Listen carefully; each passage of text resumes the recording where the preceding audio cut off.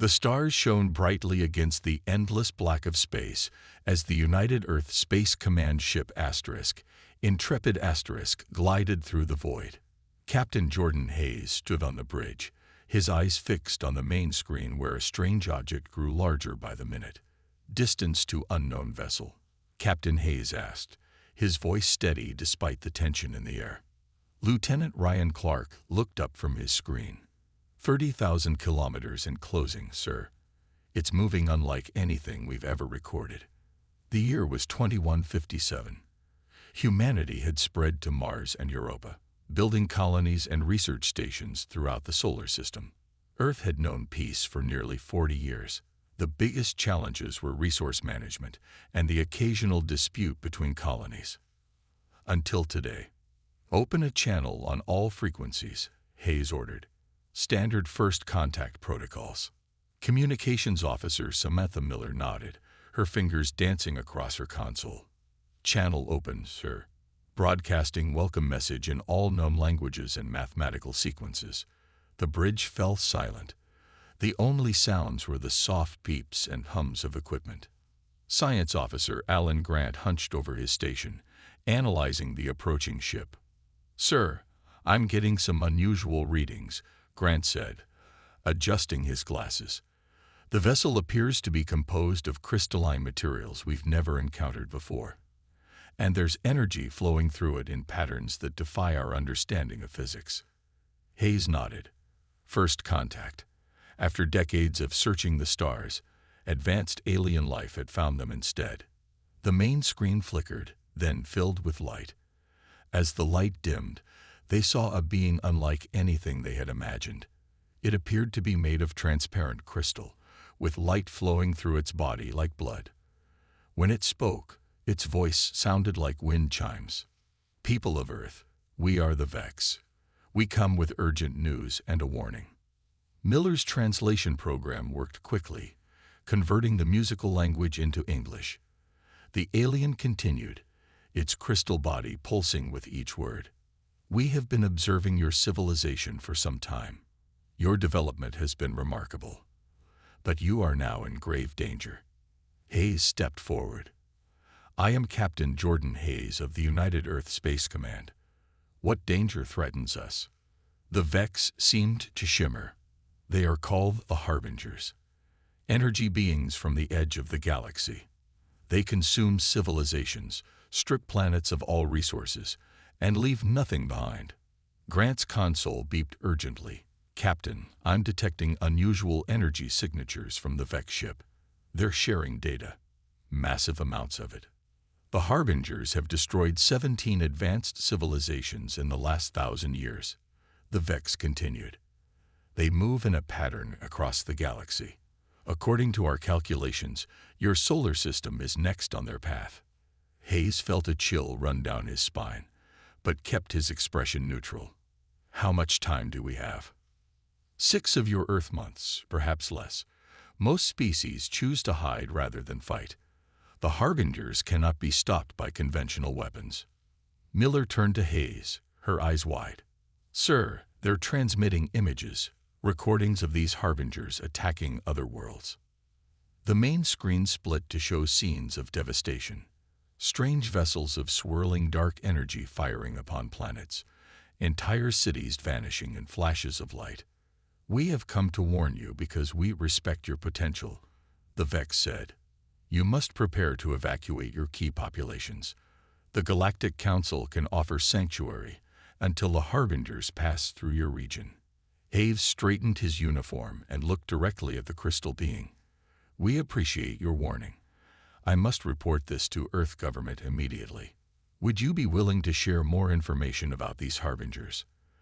Their weaknesses, patterns, anything that might help us?" The Vex was silent for a moment. "Captain Hayes, you misunderstand. There is no fighting the Harbingers. All who have tried have been destroyed." Hayes smiled slightly. "Nevertheless, we would like to know everything you can tell us. Humanity has faced extinction before. We're still here." The Vex's crystalline body flashed with pulses of light. "Your courage is admirable, if misguided. We will share what we know. but I urge you to consider evacuation. The Council will expect your representatives soon." As the transmission ended, Hayes turned to his crew. "Send everything to Earth Command. Priority Alpha. And prepare my shuttle." He looked back at the screen, where the alien ship now glittered against the backdrop of stars. "It seems we have a fight coming our way." 1 week after the Vex warning, Earth sent a delegation to the Galactic Council. Ambassador Nicol Williams led the team, with Security Chief Frank Burns and 3 experts in alien relations. The Vex vessel carried them through a wormhole to reach the Council's meeting place, a massive space station orbiting a yellow star thousands of light years from Earth. Nicol tried to hide her amazement as she stepped out of the ship. The station was like a giant wheel in space, with sections built to house beings from dozens of different worlds. Some areas had heavy gravity, others almost none. Some were filled with water, others with strange gases. "Stay alert," Burns whispered. The tall, broad-shouldered man kept one hand near his sidearm. "We don't know who's friendly and who isn't." A Vex guide led them through wide halls where aliens of all shapes and sizes moved about. Some looked almost human. Others were so strange that Nicol couldn't tell which end was the front. Many stopped to stare at the humans, whispering among themselves. "Why are they looking at us like that?" Nicol asked their guide. The crystal being's lights flickered. "Because you came. Most races choose to run when warned about the Harbingers. You are the first in many cycles to request a council meeting instead of evacuation help." They entered a vast chamber with rising rows of seats, like a giant theater. 27 different alien species sat in their designated areas. The Vex led the humans to a small platform in the center, where everyone could see them. A tall, thin alien with 6 arms and blue skin approached a speaker's platform. "I am High Counselor Zintor of the Plex Collective. We welcome Earth's representatives. Your request for this emergency session is most unusual, but we have granted it out of respect for your species' potential." Nicol stepped forward. "Thank you, High Counselor. I am Ambassador Nicol Williams of Earth. We come seeking information about the Harbingers and to discuss defensive strategies." A murmur ran through the chamber. Zintor's 4 eyes blinked rapidly. "Defensive strategies." The blue alien seemed confused. "The purpose of the Council's Harbinger protocols is to coordinate evacuation and hiding procedures. There are no defensive strategies." Nicol looked around the room, studying the alien faces. "Are you saying that none of your civilizations have tried to fight the Harbingers?" A round, gas-filled being floated forward. "I am Elder Bubble of the Gasites. Young human, many have tried. None have succeeded. The Harbingers have destroyed 17 advanced civilizations in recent memory, many more before our records began." Burns stepped forward. "With respect, how many of you actually witnessed these battles? Do you have military records, tactical analysis?" The aliens looked at one another. Finally, a being that looked like a giant insect clicked its mandibles and spoke. "The Khazir tried to fight 300 cycles ago. Our homeworld was reduced to ash. Only those who fled survived." "I'm sorry for your loss," Nicol said sincerely. "But technology advances, strategies evolve. We need to know everything about these Harbingers, their ships, weapons, tactics, patterns, anything that might reveal a weakness." The council chamber erupted with voices. Some aliens seemed offended, others curious. Zintor raised all 6 arms for quiet. "Ambassador Williams," the blue alien said, "the council's policy is clear. When the Harbingers approach, civilizations must hide until they pass. We have sanctuary worlds in uncharted regions. We can help evacuate your leaders, scientists, and a portion of your population. The rest must hide underground or in remote locations." Nicol felt anger rising in her chest. "And then what? Wait centuries for them to leave. Abandon Earth. It is the only way." Elder Bubble floated closer. "The Council has existed for thousands of years. If there was a way to fight, we would have found it." Burns looked straight at the alien leaders. "Maybe you didn't look hard enough." The chamber fell silent. Nickel knew Burns had just insulted them, but she agreed with him. "My government instructed me to gather information, not evacuation plans," she said firmly. "Earth will not abandon its home without a fight. We need data on these harbingers, everything you have. We can pay or trade for this information." A small crystalline Vex approached. "I am Crystal Song of Light, senior historian. I have records of all 17 civilization falls. I will share them, though I fear it will not change your path." Nicole nodded gratefully. "Thank you. Humanity has faced extinction before. We survived plagues, world wars, climate disaster. We don't give up easily." Zintor looked at the other council members, then back at the humans. "Very well. We will provide what information we have. But know this, the council will not risk resources to assist in a futile defense. When you change your mind, contact us for evacuation assistance." Nicole smiled thinly. "We'll be in touch, counselor. But don't be surprised if we're calling with good news instead." 2 weeks after the council meeting, Earth leaders gathered in New Geneva to review the alien data. The room was filled with the best minds from every nation. Military officers, scientists, and government officials sat around a large table, their faces grave as they studied the holographic displays. Dr. Kevin Bishop paced back and forth, his wild gray hair sticking out in all directions. He stopped suddenly and pointed at the projection of a harbinger ship. "There, do you see it?" he asked, his eyes wide with excitement. General Diane Foster frowned. "See what, Doctor? We've been looking at these images for days." Dr. Bishop ran his hands through his hair, making it even messier. "The energy pattern. Look at how it pulses before they fire their main weapon. It's not random. There's a sequence." Chief Engineer Lisa Rodriguez leaned forward, her dark eyes narrowing, as she studied the footage. The video showed a harbinger vessel destroying an alien city. The ship glowed with dark energy that swirled and pulsed before releasing a devastating beam. "He's right," she said slowly. "There's a build-up pattern. 5 pulses, then discharge." Dr. Bishop nodded quickly. "Exactly. And look at this footage from another attack, 200 years earlier." He changed the display. "Same pattern.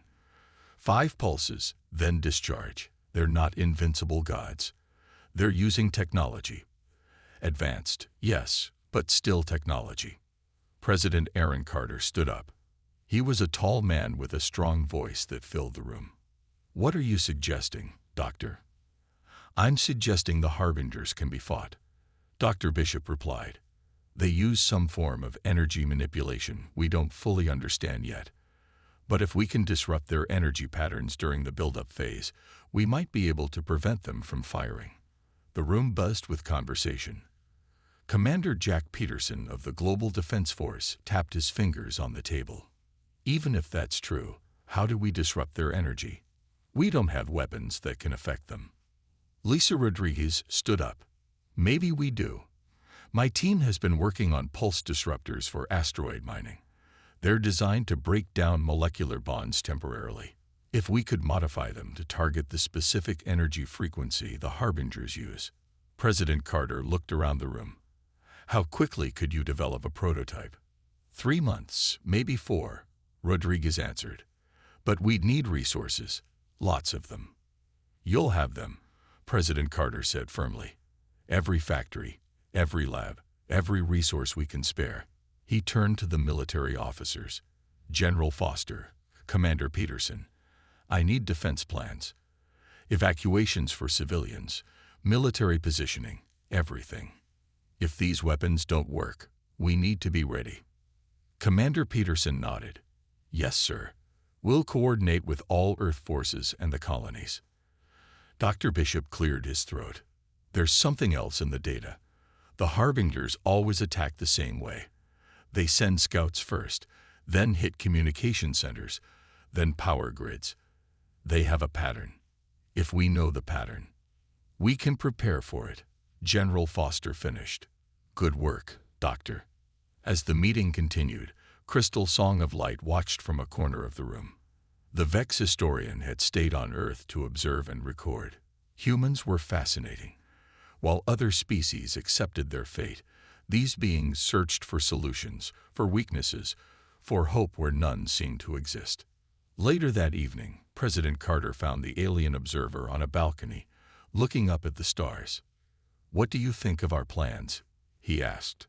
The crystalline being's lights pulsed softly. "Your species is unlike any I have studied. You see the same data that made 27 civilizations choose to hide, yet you search for ways to fight.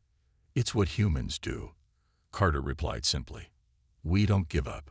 "The Council believes this is foolish pride," Crystal Song of Light said. "They think you waste resources that could be used for evacuation." President Carter smiled. "Maybe it is foolish, but history is made by those foolish enough to try the impossible." He looked up at the stars. "And sometimes they succeed." Crystal Song of Light's lights flickered in what might have been confusion or admiration. "I will stay to observe your efforts. For the historical record." "Of course," Carter said, still smiling. "Just for the record." 6 months passed quickly. Earth changed in ways no one could have imagined. Cities built underground shelters. The space fleet doubled in size. Every factory on Earth, Mars, and Europa worked around the clock. And in a high-security lab in Colorado, Dr. Bishop and Engineer Rodriguez put the final touches on their prototype weapon. "Will it work?" Captain Jordan Hayes asked as he examined the large device in the center of the lab. It looked like a satellite dish connected to a series of glowing power cells. Rodriguez wiped sweat from her forehead. "In theory, yes. We've tested it on energy patterns similar to what we've seen in the Harbinger footage. It disrupts the buildup phase and prevents discharge." "In theory," Dr. Bishop repeated. "We won't know for sure until we face the real thing." Hayes nodded. "Well, we're about to find out." Long-range sensors detected Harbinger scout ships entering the solar system yesterday. They're currently approaching Jupiter. The room fell silent. Despite months of preparation, the reality of the situation hit them hard. The enemy was here. Crystal Song of Light floated into the lab, its crystalline body pulsing with light. "I have just received a message from the Council. They are surprised you have not begun evacuation procedures." Hayes smiled grimly. "Tell them we're still working on our welcoming committee." The Vex's lights flickered in what Hayes had learned was amusement. "I have been studying your history, Captain. Humans have faced extinction many times, disease, war, climate disaster. Yet you always find a way to survive." "That's us," Hayes said. "Too stubborn to die." Commander Peterson entered the lab, his uniform crisp despite the late hour. "Captain Hayes, the Intrepid Asterisk is ready. We've installed Rodriguez's pulse disruptors on all major vessels. President Carter wants you to lead the defense at Jupiter." Hayes straightened his back. "I'll leave immediately." He turned to Rodriguez. "Is your team ready to join the crew?" She nodded. "We've packed every tool and spare part we might need. We can modify the disruptors as we learn more about the enemy." "I would like to join your crew as well," Crystal Song of Light said unexpectedly. "My knowledge of the Harbingers may prove useful." Hayes raised an eyebrow. "I thought your job was just to observe." "It was," the Vex admitted. "But I find myself invested in the outcome. The Council would not approve, but I believe your approach deserves a fair chance." Hayes smiled. "Welcome aboard, then." 2 days later, the Intrepid Asterisk led a fleet of Earth's finest ships near Jupiter's orbit. Hayes stood on the bridge, watching as his crew prepared for battle. The ship had been upgraded with the latest technology, its hull reinforced and weapon systems enhanced. Harbinger scouts detected. Lieutenant Clark announced, 3 vessels approaching from the far side of Jupiter. Hayes took a deep breath. "Battle stations. Prepare pulse disruptors but hold fire until my command. Let's see what we're dealing with first." The main screen showed 3 dark ships emerging from behind the gas giant. They looked like swirling clouds of energy contained within a vaguely ship-like form. "Beautiful," and terrifying. "They're scanning us," Clark reported. "No weapons charging yet." Crystal Song of Light moved closer to Hayes. "This is unusual. Normally, they attack immediately upon detecting technology." "Maybe they're curious," Hayes suggested. "We're not running away like everyone else." Suddenly, the ships began to pulse with dark energy. 1, 2, 3, 4. "They're charging weapons," Clark shouted. "Energy buildup matches the pattern." Hayes didn't hesitate. "Fire pulse disruptors. All ships, target the lead vessel." Beams of blue-white energy shot out from the Earth fleet, connecting with the lead Harbinger ship just as it reached its fifth pulse. The dark energy surrounding the alien vessel flickered and destabilized. "It's working," Rodriguez shouted from her station. "Their energy pattern is breaking down." The Harbinger ship shuddered visibly. Then, instead of firing its weapon, it veered away sharply. "They're retreating," Clark said in disbelief. "All three ships are pulling back." The bridge erupted in cheers, but Hayes raised his hand for quiet. "Don't celebrate yet. They'll be back, and in greater numbers. This was just a test, for them and for us." He looked at the retreating ships on the screen. "But now, they know something they didn't expect." Crystal Song of Light's body glowed brightly. "That humans can fight back." The main Harbinger fleet arrived 1 week after the scout ships retreated. Over 50 dark vessels emerged from deep space, their energy forms swirling with what almost looked like anger. Admiral Paul Johnson watched from the bridge of the flagship Defender *, his weathered face grim as the enemy approached Earth's outer defenses. "All ships report ready, Admiral," his second-in-command said. "Earth bases are on full alert. The Mars and Europa colonies have activated their shields." Johnson nodded. "Send the signal. Operation Thunderbolt is a go." Throughout the solar system, human forces moved into position. The fleet divided into 3 groups, using Jupiter's moons and the asteroid belt as cover. On Earth, massive ground-based pulse disruptor arrays pointed skyward. Captain Hayes and the Intrepid led the squadron hidden behind Europa. "Remember the plan," he told his crew. "Let them come to us. We hit them when they're charging weapons." The Harbinger ships moved with purpose, heading straight for Earth. They ignored the outer colonies and mining stations, focused only on their main target. "They're not following their usual pattern," Crystal Song of Light observed, its voice filled with surprise. "Normally, they methodically destroy all technology in a system before moving to the main planet." Hayes frowned. "Maybe our little surprise at Jupiter changed their strategy." The aliens' lights pulsed rapidly. No species has ever altered Harbinger behavior before. "They're adapting to you." "Well, we're good at forcing others to adapt," Hayes replied with a grim smile. As the Harbinger fleet passed Mars orbit, Admiral Johnson gave the command. "All forces engage. Focus on the lid ships." Earth's fleet emerged from hiding, pulse disruptors glowing blue-white against the blackness of space. The Harbingers immediately began charging their weapons, dark energy swirling faster around their forms. "Fire," Johnson ordered. Dozens of blue-white beams struck the lead Harbinger vessels. Some of the alien ships shuddered and their energy patterns faltered. But many others continued charging. "They've modified their energy signatures," Rodriguez reported from her station on the Intrepid *. "The pulse disruption isn't as effective." Dr. Bishop, who had insisted on joining the mission, rushed to her side. "They're learning, adapting to our frequency. We need to adjust." Hayes watched as several Earth ships were hit by Harbinger energy beams. The vessels didn't explode.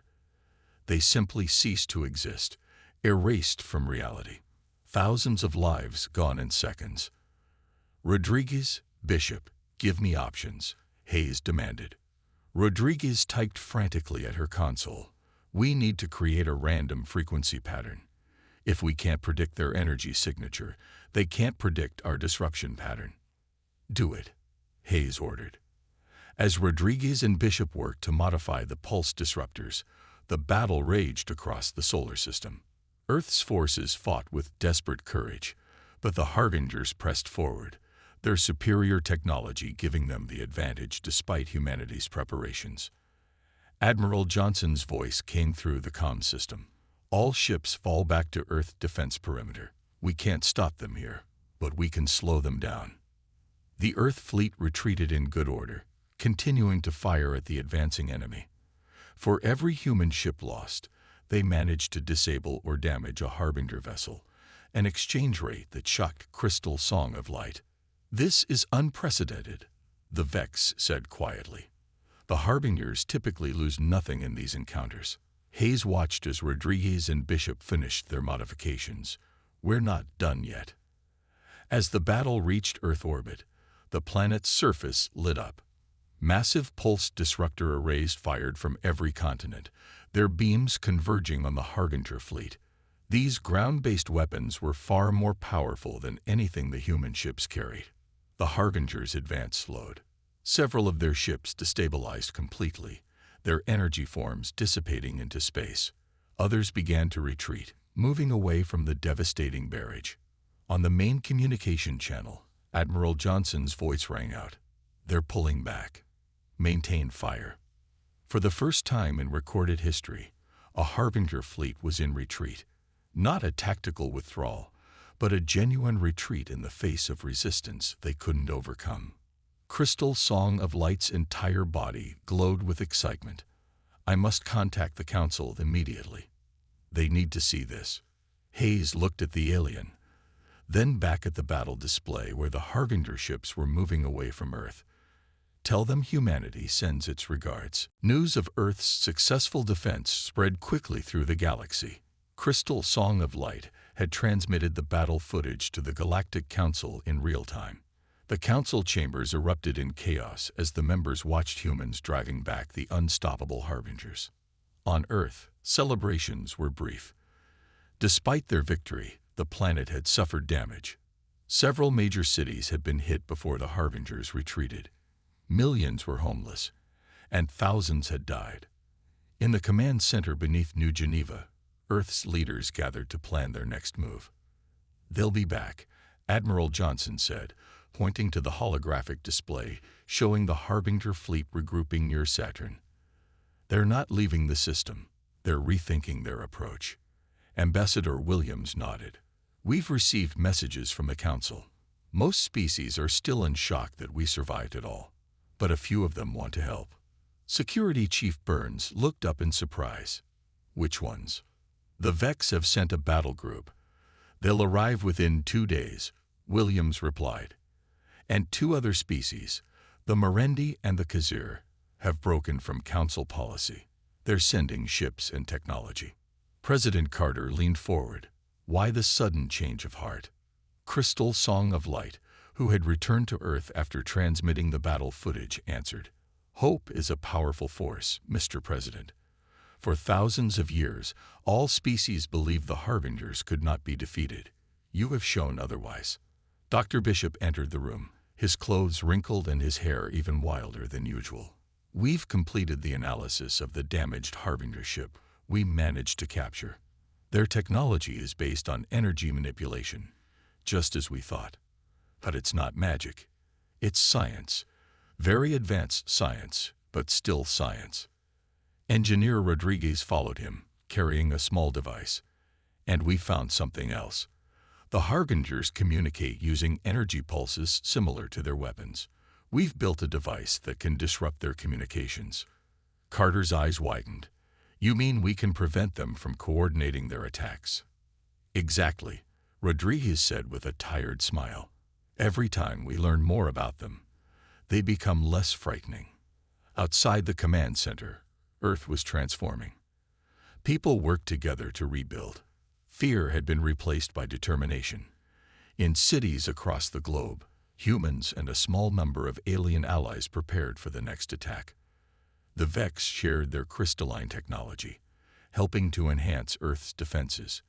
The aquatic Merendi taught humans how to use water as a shield against the Harbinger's energy weapons. The insectoid Khazur brought battle tactics they had preserved for centuries. In orbit, Captain Hayes supervised the retrofitting of the Intrepid with new weapon systems. A young Vex engineer worked alongside human technicians, its crystalline form glittering as it adjusted the ship's power systems.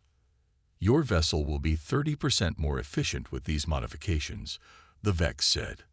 "I have never worked with humans before. You approach problems differently than we do." Hayes smiled. "Different isn't always bad." "No," the Vex agreed. "Different saved your world." On Earth's surface, Security Chief Burns coordinated ground defenses. The Harbingers had landed troops during their attack, energy beings that could possess technology and turn it against its creators. Burns had led the fight to push them back, street by street, building by building. Now, he watched as human soldiers trained alongside Khazur warriors, learning to fight the energy beings. The insectoid aliens moved with incredible speed, their natural armor protecting them from energy discharges. "Your soldiers learned quickly," the Khazur commander clicked. "We fought the Harbingers for 3 days before falling. You fought for 5 and drove them back." Burns nodded. "We're stubborn that way." In the upper atmosphere, new defense satellites carried pulse disruptors designed by Rodriguez and enhanced by Merendi technology. Earth's surface was dotted with massive energy shields powered by Vex crystals. The planet was becoming a fortress. Admiral Johnson studied the latest intelligence reports, showing the Harbinger fleet's movements. They were reorganizing, preparing for another attack. But this time, Earth wouldn't face them alone. "All defense systems report ready," his aide said. "The Vex battle group has arrived and is moving into position. Merendi ships are guarding the Mars colonies. Khazur fighters are patrolling Earth orbit." Johnson looked at the display showing the combined fleet, human ships alongside alien vessels of various designs. 6 months ago, humanity had stood alone against a threat the galaxy had feared for millennia. Now, inspired by human courage, others had found their own. "Alert all commands," Johnson said. "The real battle is about to begin." 3 days later, the Harbingers returned. Their fleet had grown smaller, only 35 ships now, but they attacked with new tactics. Instead of moving in a single group, they split into smaller units, attacking from multiple directions. Earth's combined defense forces responded quickly, adjusting their own strategy. Admiral Johnson coordinated from the Defender now joined by the crystal-like Vex ships that glittered like stars against the blackness of space. "All units engage according to plan. Remember your training." The space around Earth erupted in battle. Blue-white beams from the human and allied ships crossed paths with the dark energy weapons of the Harbingers. This time, the fight was more even. For every Earth ship damage, a Harbinger vessel was disabled. On the Intrepid Captain Hayes worked closely with Crystal Song of Light, who had insisted on joining the battle. "They're trying to open a gap in our defenses," Hayes observed. "Sector 7 is weakening." The Vex's lights pulsed rapidly. "They seek to land forces on Earth again. We must hold the line here." Hayes nodded and opened a channel to all ships in his group. "Focus fire on the lead Harbinger vessel. Rodriguez, are the new disruptors ready?" Engineer Rodriguez's voice came through clearly. "Ready, Captain. This version should penetrate their adapted shields." "Fire," Hayes ordered. The Intrepid shuddered as it released a powerful pulse, followed by the other ships in formation. The lead Harbinger vessel was caught in mid-charge. Its energy form flickered violently, then collapsed in on itself. The nearby Harbinger ships immediately pulled back, adjusting their formation. Crystal Song of Light's entire body glowed brightly. "They fear you now. They have never experienced fear before." On Earth's surface, Security Chief Burns led the ground defense as several Harbinger vessels broke through and landed energy troops in major cities. The streets of New York, Beijing, and Cairo became battlegrounds. Human soldiers fought alongside Khazur warriors, using the new weapons developed by Dr. Bishop. "Hold the line," Burns shouted as he fired his pulse rifle at an approaching energy being. The creature dissolved into harmless particles. "They're not invincible. Stand your ground." Across the planet, humanity fought with a fierce determination that amazed their alien allies. Where the Harbingers gained ground, humans counterattacked. Where they were pushed back, they regrouped and tried new tactics. No one ran. No one surrendered. In Earth orbit, Admiral Johnson watched as the tide of battle slowly turned. The Harbinger fleet was losing ships faster than the defenders. The combined firepower of Earth, Vex, Merendi, and Kaiser forces was overwhelming the enemy's ability to adapt. "They're pulling back," his tactical officer reported. "The Harbinger fleet is retreating beyond the moon's orbit." Johnson didn't celebrate yet. Maintain alert status. They could be regrouping again. But hours passed, and the Harbinger fleet continued to withdraw. First beyond Mars, then past the asteroid belt, and finally beyond Jupiter. Long-range sensors tracked them as they accelerated away from the solar system. 2 days later, the command center in New Geneva received confirmation. The Harbingers had left the system completely, abandoning their attack on Earth. President Carter addressed the planet and their alien allies. His face showed the strain of the past months, but his eyes were bright with pride. "Today marks a turning point not just for Earth, but for the galaxy. Working together, we have done what was thought impossible. We have driven back the Harbingers." Ambassador Williams stood beside him. "We have received a message from the Galactic Council. They have called an emergency session. For the first time in their history, they are discussing the formation of a defense alliance rather than evacuation plans." In the weeks that followed, Earth became the center of a new galactic movement. Ships arrived daily from worlds that had hidden for generations. Species that had never stood up to the Harbingers now sought to learn from humans how to fight back. Admiral Johnson, newly promoted to fleet commander, stood with Captain Hayes on the observation deck of the rebuilt space station. Below them, Earth gleamed blue and white against the darkness, still bearing the scars of battle but standing proud. "What do you think the Harbingers are doing now?" Hayes asked. Johnson smiled slightly. "Running, and warning others about the species that didn't cower in fear." On the other side of the room, Crystal Song of Light spoke with Ambassador Williams. "My people have a saying. The brightest crystal is formed under the greatest pressure. Humanity has proven to be the brightest crystal the galaxy has ever seen." Williams nodded. "We just needed the chance to show it." As Earth rebuilt, a new fleet began to form in orbit, ships from dozens of species gathering under human leadership. Their mission? To take the fight to the Harbingers and free other worlds in their path. The hunters had become the hunted, and at the head of the pursuit was the species that had refused to bow to fear, humanity.